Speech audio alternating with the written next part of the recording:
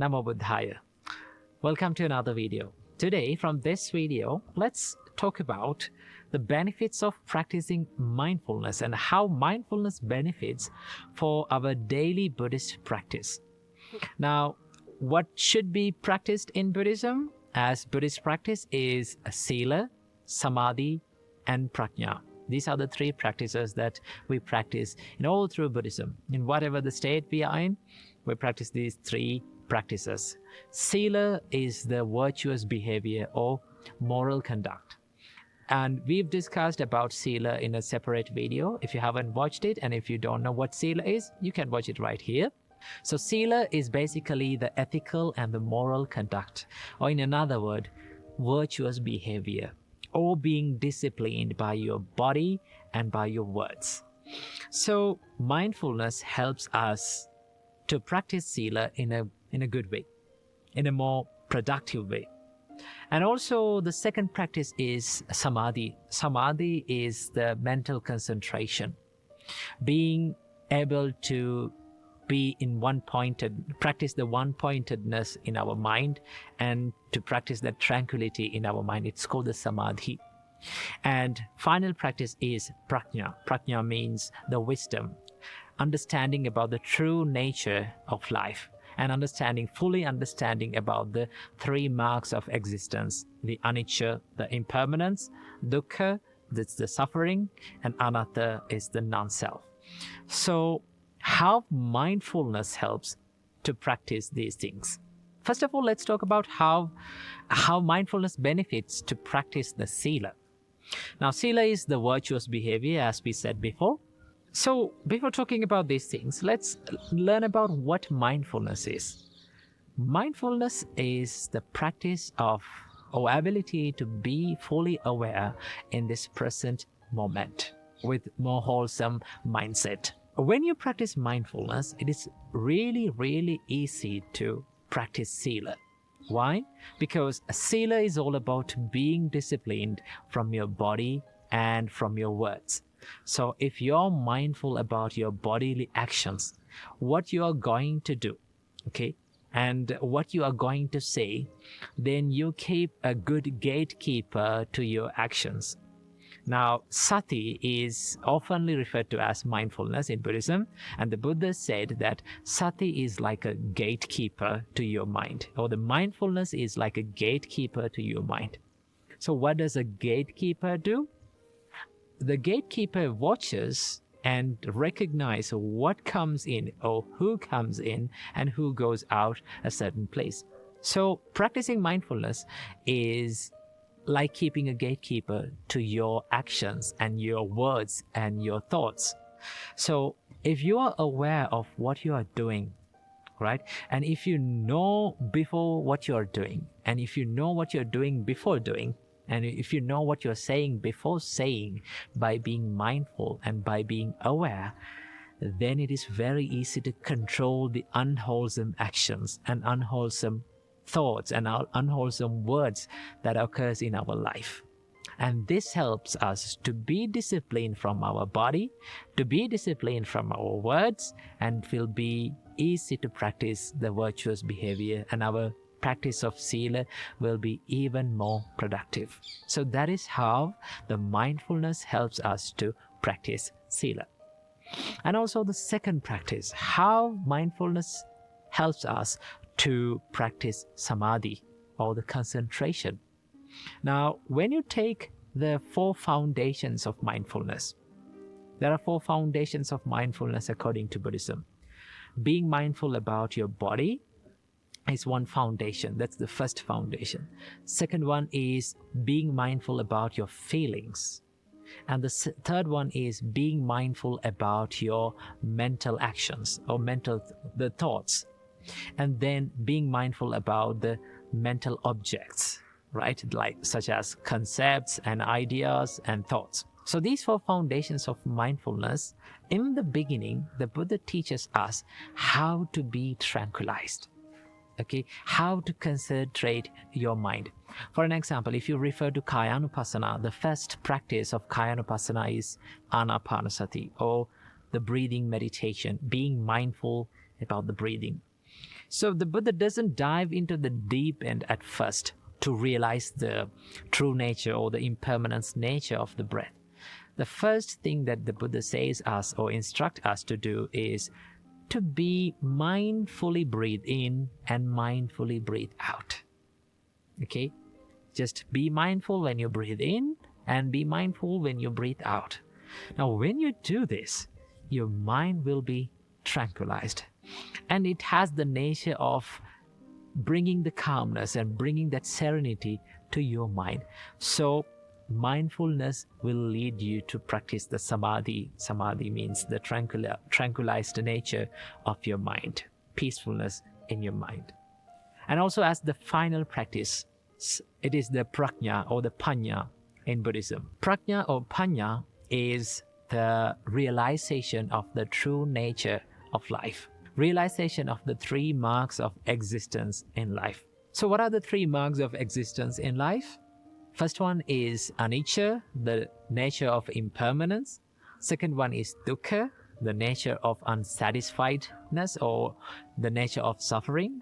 And the third one is anatta, the nature of non-self.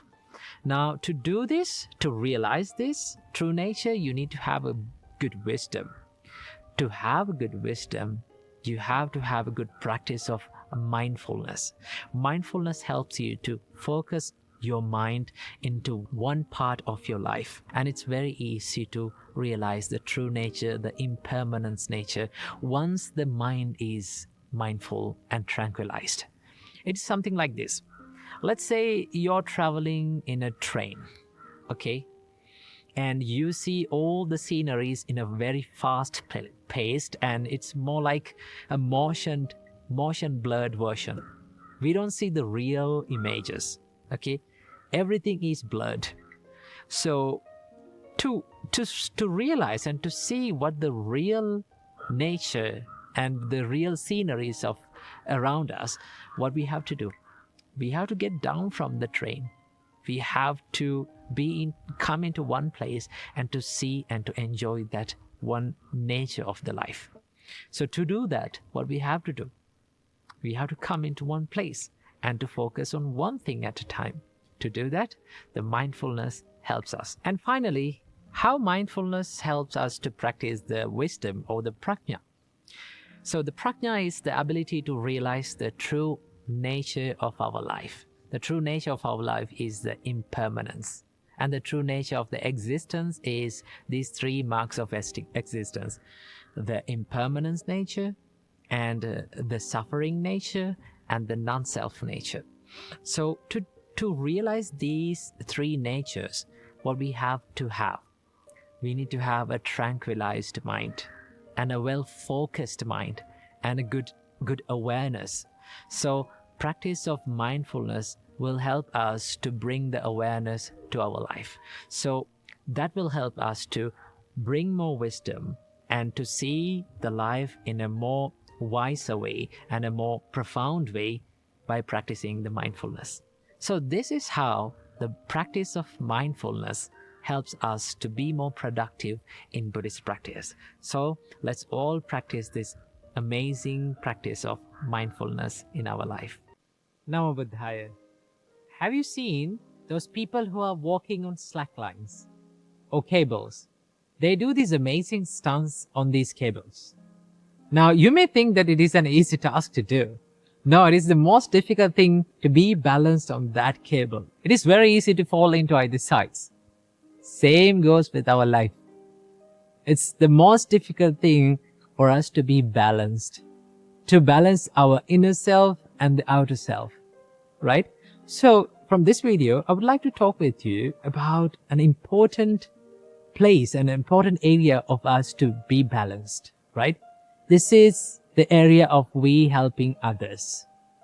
I read this wonderful quote. That is the reason that I wanted to make this video. I read this wonderful quote in a place that says, "To not lose yourself in the name of helping others." Right? That is amazing, right? For an example, let's say there is an empty jar or an empty vessel, right?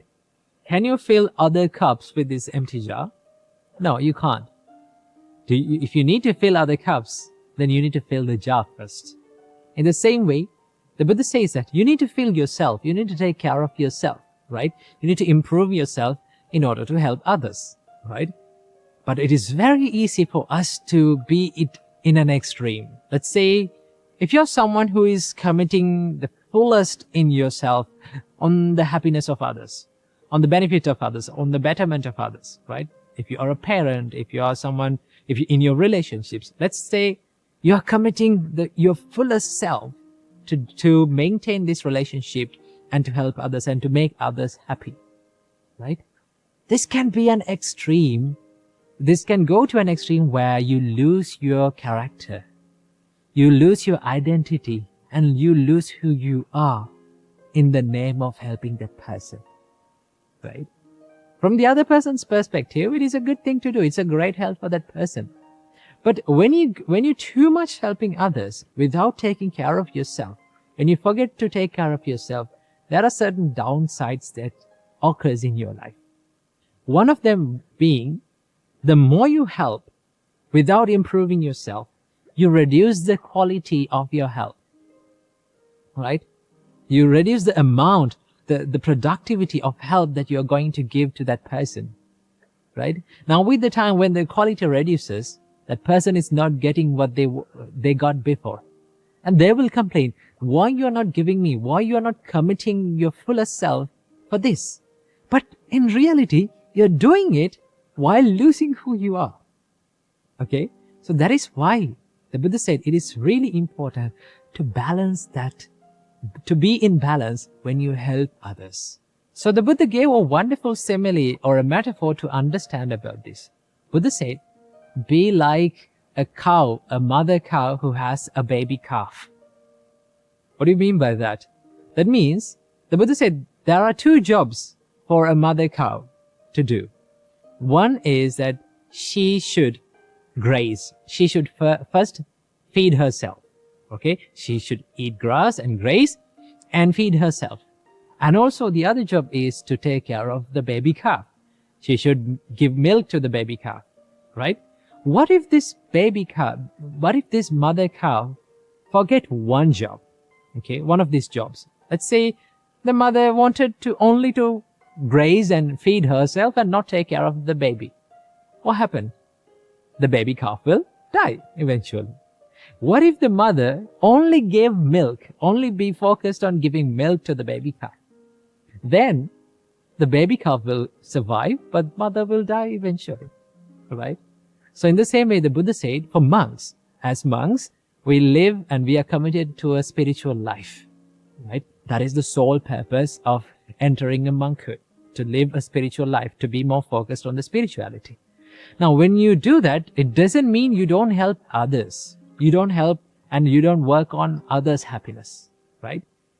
But when you do that, okay, one part of our monkshood is to help other people with Dhamma, with Buddha's teachings, and helping with doing charity and doing helping them with emotionally, right? When you do that, there is this part, we forget our main idea. We forget our main goal, why we came to this monkhood. And our jobs go in the other way, okay? Sometimes it's very easy for us to be engaged in charity, to help other people, and be there for other people when they need. But when you do that, sometimes we forget to improve ourselves. So the Buddha said, it is the monk's duty to maintain this balance in the spiritual life while doing all the works and the chores and the duties in the monastery, right? While helping other monks and helping to the monastery, he must take care of his spiritual practice as well. He must be balanced in that as well. So to do that, you have to be like a mother cow who is feeding her baby and taking care of her as well. So keep it in your mind that yes, you need to help other people. It is very good to help other people. And if you need to give your fullest self, if you need to make others happy that will make you happy, what do you have to do? First, we need to improve ourselves. Okay? So that is why it is really important to have some time during the day to take care of yourself. I like to call this me time. I have this me time every single day. No matter what duties that I have, I spend time for myself, learning something, maybe practicing something to myself, to my benefit, so that I can help you people and people around the world in a more good way, in a greater way. Okay? So it is really important for all of us to balance this help to others and also help to ourselves. So I wish that you got some idea about this balance in life. So I wish may all of you be healthy, happy, and free from sufferings. Namo Buddhaya. Namo Buddhaya. In Buddhism, there is a practice called Sīla. Sīla is the way of self-discipline and moral conduct and virtuous behavior. So let's talk about Sīla from this video. So fundamentally, all Buddhists practice 5 precepts. These 5 precepts are abstaining from killing beings, abstaining from stealing, abstaining from sexual misconduct, abstaining from telling lies, and abstaining from using intoxicating drinks and drugs. So these are the 5 precepts that all laymen and laywomen practice. And on Poya days or full moon Poya days and full moon days, which is a special day for all Buddhists, they practice 8 precepts. And for a novice monk or a junior monk, they get 10 precepts to practice. And for a senior monk or a higher ordained monk, they have 227 precepts to practice. So a lot of disciplinary codes and a lot of precepts and a lot of, you might think, a lot of rules, right? This is a complaint that most of the time that I hear from people who are new to Buddhism. They say, oh, there are a lot of rules, there are a lot of disciplinary codes, and there are a lot of restrictions. It kind of steals my freedom. But here's the thing. Buddhist precepts are not meant to be rules. They are not rules. They are self-disciplinary virtues that Buddha introduced to practice to keep the mind out of regret and to keep the mind more wholesome, to bring the mind to a more wholesome state. So why did Buddha introduce these practice as a sīla or disciplinary, these virtues or moral conducts or precepts? Why did he do that? The reason is the Buddha realized when someone engaged in such activities like breaking a precept, it accumulates bad karma or unwholesome karma. And what unwholesome karma leads to? That leads to suffering or regret. For an example, if someone kills animals or kill living beings, that needs to, he must create a lot of unwholesome intentions like violence, cruelty, and harmful thoughts, right? So these thoughts will lead to harmful results or suffering. The Buddha said that intention is the karma. Chetanahang bhikkhave kammang vadami. Monks, I say, the intention is the karma. So as intention is the karma, if someone generates more unwholesome intentions, then he will accumulate more unwholesome karma, which leads to unwholesome results or suffering as a result. So the Buddha said, it is much better to stay away from these actions which leads to suffering in life. And that is why Buddha introduced Sīla as a practice to be disciplined from your body and from your words, to live a life of less regret, right? So most of the time, people when they commit or when they do these such offenses, or I would say when they do such unwholesome actions, what is the final result? It leads to the regret, right? They think like, oh, I shouldn't have done that.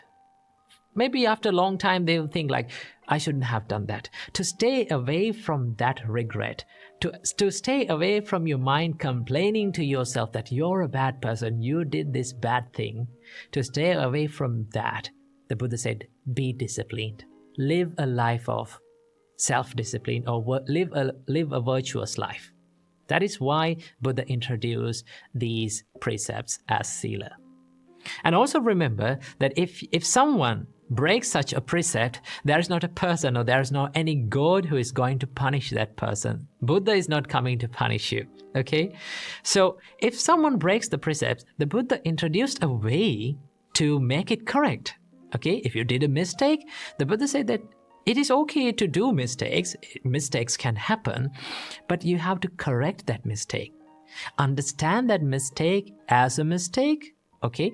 Understand that offense as an offense and correct it. The way to correct an offense or a mistake is to be open up. Do not hide that offense. Do not keep that mistake in your life and hide it and cover up and live like pretend to be a good person. The Buddha said, if you did an offense, be opened up. Tell it to a wise person who can understand you and who can forgive you. Tell it to that person and free your mind. Okay? That is why in monk's tradition, usually in monk's disciplinary codes, if a monk did an offense, or it is called apatti in monk's tradition, if apatti has happened, a mistake has happened, the way that we can correct that mistake is to go to a brother monk or a spiritual companion and to be open up to him, to say that I did this offense, this mistake has happened within me, so I'm going to correct it. I'm trying my best to protect and to be disciplined hereafter. And that is the way that we correct our mistakes. So you may be wondering, what is the use of practicing Sīla or being disciplined? So in Kimattiya Sutta, the Buddha explained this to Venerable Ananda. Venerable Ananda asked from the Buddha, Bhante, what is the purpose and benefit of wholesome, virtuous behavior, which is Sīla? The Buddha says, Ananda, the purpose and benefit of wholesome, virtuous behavior is non-regret. By practicing Sīla, it leads to non-regret. And what is the purpose and benefit of non-regret? The purpose and benefit of non-regret is joy. And what is the purpose and benefit of joy? The purpose and benefit of joy is rapture, is more spiritual pleasure. And what is the purpose and benefit of rapture? The purpose and benefit of rapture is tranquility. And what is the purpose and benefit of tranquility? The purpose and benefit of tranquility is pleasure. And what is the purpose and benefit of pleasure? The purpose and benefit of pleasure is concentration. And what is the purpose and benefit of concentration? The purpose and benefit of concentration is the knowledge and vision of things as they are, the realization of reality. And what, Bhante, is purpose and benefit of the knowledge and vision of the things as they are? The purpose and benefit of knowledge and vision of things as they are is disenchantment and dispassion. And what is the purpose and benefit of disenchantment and dispassion? The purpose and benefit of disenchantment and dispassion is the knowledge and vision of liberation. So the whole practice, whole steps leads to the liberation. So one must practice the Buddhist precepts to find the liberation, which we call vimukti in Buddhist tradition. So being disciplined, it will make you liberate. So someone can think being disciplined and having these disciplinary codes will lead to like restricted life, more difficult life, more boring life. Someone can say. Usually people say that, oh, monks' life is so boring. They have a lot of things to, like a lot of restrictions and a lot of rules to practice. It is difficult. It is boring. Actually, the monk's life is so interesting and more enjoyable and more happy, because so many things, like you haven't tried this. That is why some people think that this is boring. But this is one thing, one life that one can enjoy very much, and which is very peaceful. So always remember, by being disciplined, you can free your mind. And that is why we believe that discipline leads to the freedom. So that is why in Buddhism, it is practiced the Sīla, or the self-discipline. So this is a little information about Sīla, or the practice of self-discipline in Buddhism. So I hope you got some idea about this. So let's meet in the next video. Namo Buddhaya.